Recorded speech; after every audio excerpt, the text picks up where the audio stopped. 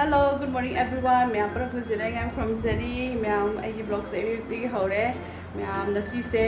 अको बाबा मा लाक्तोइनी बा अको बाबा मा से मथो अमगी सिस्टर लाक्पनी अतो दोगी दा सिगा चंगकनी अदो मैम हुजी ऐसे पापा इमुंग लोसन खा तोइनी पापा मा सिगा लागा चाक चामिनरगा अपोइ नसी से हयेंगी स्कूल बनिना पुलपना जुमदा हनमिना दोइनी हेबको अदो दोगी मैम हुजी ऐ अंगांग से पापा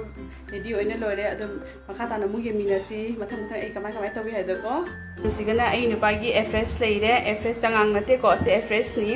अदा ऐ इचा नुपागी ना सिगा नूडल्स होबिरे अदि सिगा चोकोबाय अमा हापिरे मागी वाटर बॉटल असेगी टॉवल से ना कतोब्रेनी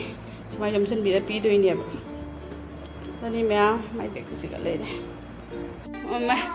इचा नुपा हुजी स्कूल चपेगी रेडी ओइना लोरे हुजी स्कूल थोक तोरे नसी जे मागी ब्लू डे नि अदो लांगिना ग्रीन डे येलो डे पुनमको चलो जोय तोरमो जोय कचमो ना थिंबी दोइनी स्कूल दा जेगे मसक तो ककक तो बाय मचा मम्मा हम तो थोरो से बाय बाय यार चखरे इचा नुपा से मैम आई हुजिक से आंग से पांदा थिंदो पिउरगा संगे इचा नुपा से मपाना थिंबी है तो हुजिक से ई प्रपबो मोलम लेसन बसन बताओ तो नि खरा पदिना साइ लेसन बसन तौरे अपने को जिखम लेसन दोइनी पापा मामा सु लाक्तोइनी अदो मोइगी चाना बैसु मसी से पापा मामा लाक्तोइनी ना अदो दोगी ऐ चाना बैसु के तोबा याबदो अदो तोसनगे अदो के तौरी है तो दुम जेन हलके अदो पापा मामा लाक्तोइनी अदो ऐ चिकेन मगा खजिंग मगा थोंगे अदो मैम दुम जे हलके सिदा अदो पान सु जागा दि दि इरोंगे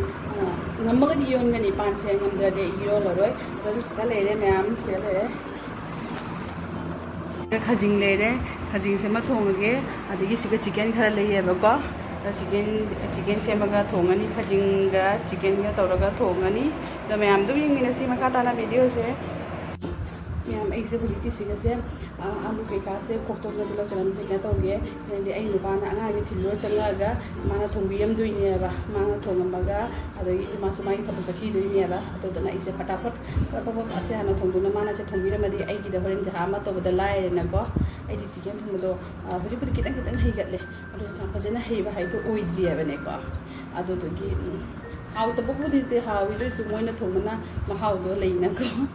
अदोदगी नि मैम आई तो को तो लेसन गेट खोटोके अदो येंगनेसी वीडियो से खता नमको मैम सिगा लेरे हुजे इने तेलो चरम खोपदो को असिगा केना थोंबे चिकेन थोंबेगी मचन पुरा माइने सेमना लोइरे हुजिता इने खोपदो तिलो सिगा लेरे चनमगा सिंगा सिगा लेरे टोमेटो लेरे आलू लेरे अदुगेगी सिगा आवा फटिकोम को अदो मैम असमाइ तौरगा हुजी इने पान थोंगने इने रेडी ओइना थंबीरे अदो हुजी ऐ ब्रेकफास्ट की मु तौरनी अदो मैम बिंगमिनासी मैम आई हुजी ब्रेकफास्ट की मैगी ओइना तौरेको मैगी ओइना चारनी हुजी अदो फटाफट ऐ से मैगी से चाथोगे हुजी एंगोता ब्रेकफास्ट से ओइना तौरे अति कसुम अतोप तौद्रे मैम दु यंगमिनासी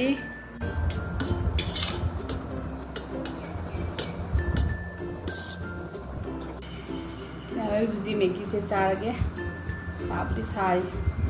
इचा नुपा मांगलगा जामनगा मैगी चाबगा चाफोते मागी दि दुम नूडल्स के कादो होबियो नूडल्स से तो मैगी मसाला के कादो याव द बनिया ने दुना गदंग फै तो मैगी से जाम चाबो बदि अंगा फाबनते तो सो कोइने दुम नंगदे जहाम तौबदो को अखोइने चारगा नि मान जानिंगबदो को अदोदि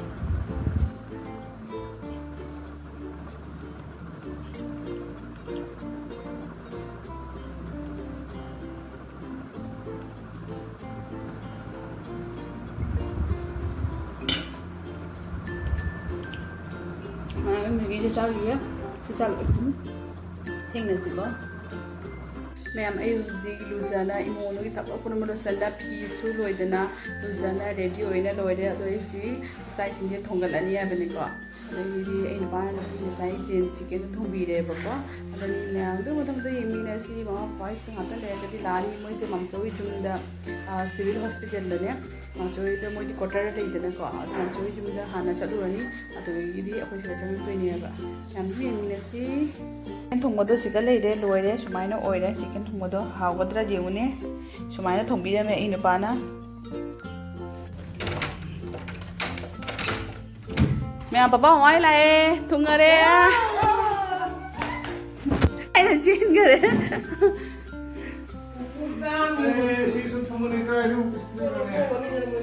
mẹ mà khơi gì zum đây ghi thôi cái này đi đây zum đi là sai mà mai quay xuống bây giờ sắc sắc cái ấm tổ lâu đây ngã tới kịp tôi đấy đó mẹ hồi gì khơi thôi ni hồi gì chạy lên mà mai cho khơi phân na hồi gì zum đã chạy đi mẹ đuôi mình là gì mai cái gì khơi gì cái gì đi I can see sẽ u đây ಅದು ಮ್ಯಾವ್ ನಿಮ್ಮಿಂದ ಪಪ್ಪ ಲೈರೆ so ಹತ್ತಿರ ಮಮ್ಮ ಫಮ್ನಿ ꯑꯩꯈꯣꯏ ꯍꯧꯖꯤꯛ ꯌꯨꯝꯗ ꯆꯠꯂꯤ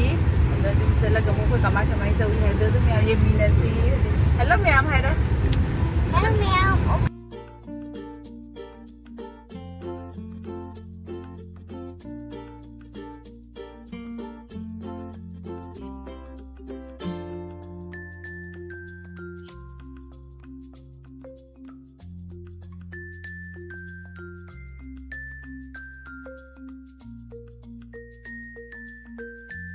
mẹ mà khôi huji yumda lae Ranipur yumda yore ado huji ngakhtang gai da lakpagi wana phami pothai ga haido ado ni ado huji mya yumnu changani ke toba yaw to salage siga fresh semna leire papa ga mama ga fresh thani huji ado semna huji sari bani ngate ingan bagi damak ta sem thamme ta huji fresh thani Hello, good morning everyone. I am from Zari.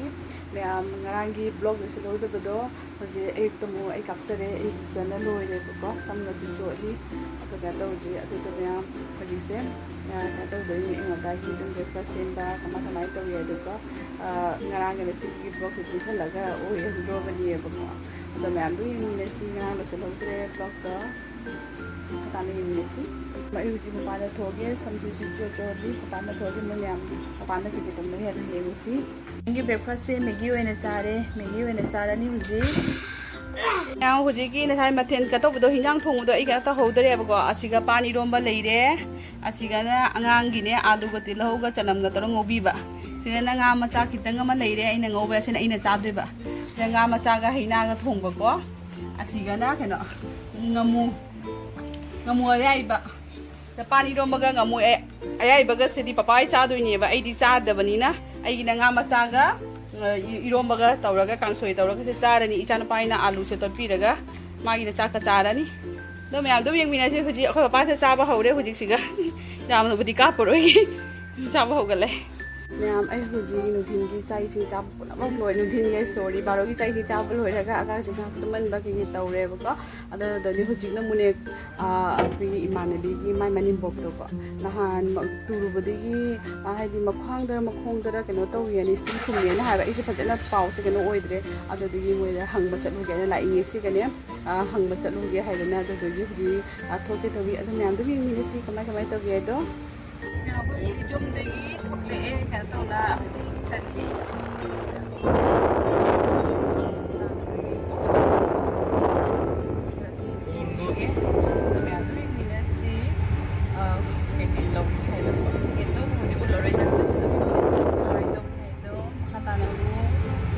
Yang sigegi switch khara laurani sila lere sigegi switch khara laurage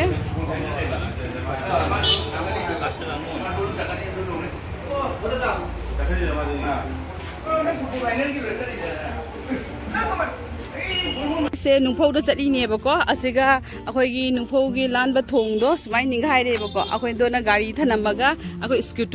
scooty do mu chali ne khoi ji na men se pada na mong sa de ising ju pada na chaukhale ising ju hengale yengune ni je myam hengale ki jabna thong ko ji ninghai na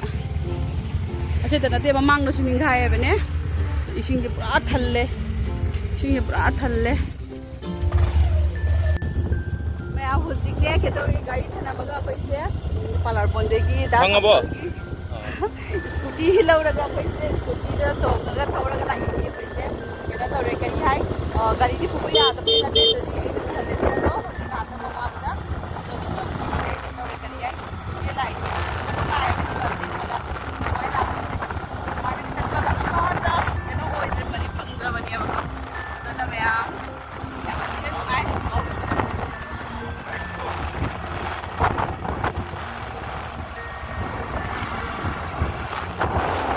ꯃꯌꯥꯝ ꯐꯖꯗ꯭ꯔ ꯌꯦꯡꯉꯨꯅꯦ ꯋꯦꯗꯔꯁꯦ ꯑꯇꯤꯌꯥꯒꯤ ꯑꯍꯥꯡꯕꯁꯦ ꯎꯕꯗ ꯅꯨꯡꯁꯤꯕ ꯑꯃ ꯄꯣꯛꯏ ꯊꯃꯣꯏꯁꯦ ꯍꯧꯖꯤꯛꯇ ꯑꯩꯈꯣꯏꯅꯤ ꯆꯠꯂꯤꯁꯦ ꯄꯥꯈꯪ ꯂꯩꯁꯥꯕꯤ ꯑꯗꯨꯃꯥꯏꯅꯒ ꯇꯧꯏ ꯋꯥꯈꯜꯁꯦ ꯀꯥꯏ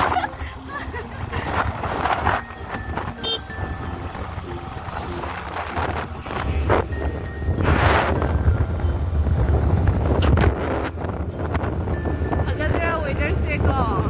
ꯁꯟꯗꯥ ꯑꯣꯏꯁꯜꯂꯛꯄꯒꯤ एकदम ꯀꯩꯅꯣ ꯌꯥꯝ ꯁꯥꯊꯤꯅ ꯐꯖꯩꯀꯣ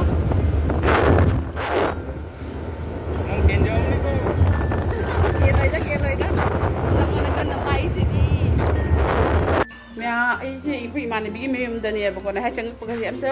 ꯚꯤꯗꯤꯑꯣꯒ ꯀꯥꯞꯅ ꯈꯣꯠꯅ ꯑꯝꯇ ꯇꯧꯍꯧꯗꯔꯦ ꯃꯣꯏꯁꯦ ꯁꯨꯃꯥꯡꯁꯤꯡꯁꯦ ꯀꯌꯥꯝ ꯁꯥꯡꯅ ꯀꯩꯅꯣ ꯇꯧꯋꯤ ꯏꯃꯥꯟꯅꯕꯤꯒꯤ ꯃꯌꯨꯝꯗꯅꯤ ꯍꯧꯖꯤꯛ ꯑꯩꯅ ꯂꯩꯔꯤꯁꯦ ꯆꯥ ꯅꯨꯡ ꯊꯛꯅ ꯀ꯭ꯋꯥꯒ ꯆꯥꯅ ꯀꯩꯅꯣ ꯇꯧꯔꯦ ꯍꯧꯖꯤꯛ ꯀꯩꯅꯣ ꯇꯧꯋꯤ ꯅꯦꯅꯦꯗ ꯍꯧꯖꯤꯛꯀ ꯂꯩꯔꯦ ꯅꯦꯅꯦ ꯍꯪꯕ ꯂꯥꯛꯏꯅꯤ ꯅꯕꯤꯅ ꯊꯣꯡꯒꯥꯟꯕ ꯊꯤꯗꯣꯛꯄꯤꯔꯛꯏꯕ ꯃꯥ ꯆꯪꯉꯒꯦ ꯃꯥ ꯆꯪꯍꯟꯕꯤꯔꯅꯨ ꯍꯥꯏꯌꯦ ꯃꯥ ꯆꯪꯉꯅꯤ ꯐꯔꯦ ꯐꯔꯦ ꯑꯁꯥ ꯂꯩꯍꯧꯔꯣ ꯆꯪꯉꯦ ꯃꯣꯏꯁꯤꯒ ꯑꯦꯄ꯭ꯔꯤꯜ ꯐꯨꯜ ꯑꯃ ꯄꯥꯜꯂꯦ ꯊꯣꯡꯒꯥꯟ ꯃꯁꯛ ꯈꯪꯅꯕꯩ ꯋꯦꯗꯔꯁꯦ ꯐꯖꯗ꯭ꯔ ꯌꯦꯡꯉꯨ ꯃꯊꯛꯇ ꯀ꯭ꯂꯥꯎꯗꯀꯁꯦ ꯐꯖꯕꯅ ꯐꯖꯕꯅꯤ ꯐꯔꯦ ꯑꯁꯥ ꯆꯠꯂꯨꯈꯤꯒꯦ ꯃꯌꯥꯝ ꯅꯨꯡꯁꯤꯔ ꯌꯦꯡꯉꯨꯅꯦ ꯃꯈꯥꯗꯒ ꯍꯤꯒ ꯊꯧꯔꯒ ꯆꯠꯂꯤꯁꯦ ꯍꯤꯒ ꯊꯧꯔꯒ ꯇꯨꯔꯦꯜꯒꯤ ꯏꯁꯤꯡꯁꯦ ꯍꯤꯒ ꯊꯧꯔꯒ ꯃꯌꯥꯝꯅ ꯁꯤꯁꯦ ꯄꯂꯥꯕꯣꯟ ꯕꯖꯥꯔ ꯅꯨꯃꯤꯠꯅꯤ ꯑꯗꯣ ꯄꯂꯥꯕꯣꯟ ꯕꯖꯥꯔꯗ ꯂꯥꯛꯏ ꯄꯂꯥꯕꯣꯟ ꯕꯖꯥꯔꯗꯒꯤ ꯑꯩꯁꯨ ꯁꯤꯗꯒꯤ ꯂꯥꯏꯒꯤ ꯂꯐꯣꯏ ꯀꯩꯀꯥ ꯍꯩꯔꯨꯛ ꯀꯩꯀꯥ ꯂꯧꯔꯤꯑꯕ ꯑꯗꯒꯤ ꯍꯩꯔꯨꯛ ꯈꯔ ꯂꯧꯔꯤ ꯁꯤ ꯄꯂꯥꯕꯣꯟꯒꯤ ꯀꯥꯔꯣꯡꯅꯤ ꯑꯩ ꯍꯧꯖꯤꯛ ꯌꯨꯝ ꯆꯪꯉꯛꯄꯗ ꯉꯥꯏꯔꯤꯕ ꯆꯪꯉꯛꯄꯁꯤꯗ ꯑꯩꯈꯣꯏ ꯃꯃꯥ ꯃꯃꯥꯒꯁꯨ ꯃꯂꯥ ꯆꯠꯂ ꯂꯩꯔꯝꯃꯦ ꯂꯥꯏ ꯈꯨꯔꯨꯝꯅ ꯑꯗꯨꯝ ꯌꯦꯡꯍꯜꯂꯛꯀꯦ ꯌꯨꯝ ꯍꯧꯖꯤꯛꯇ ꯊꯨꯡꯉꯕꯗ ꯉꯥꯏꯔꯤ ꯌꯨꯝ ꯆꯪꯉꯛꯏꯑꯕ ꯄꯄꯥ ꯍꯧꯖꯤꯛ ꯃꯂꯥ ꯆꯠꯂꯤ सिगा लाई खुरम हरे कृष्ण तौरी ममासु सिगा मला चली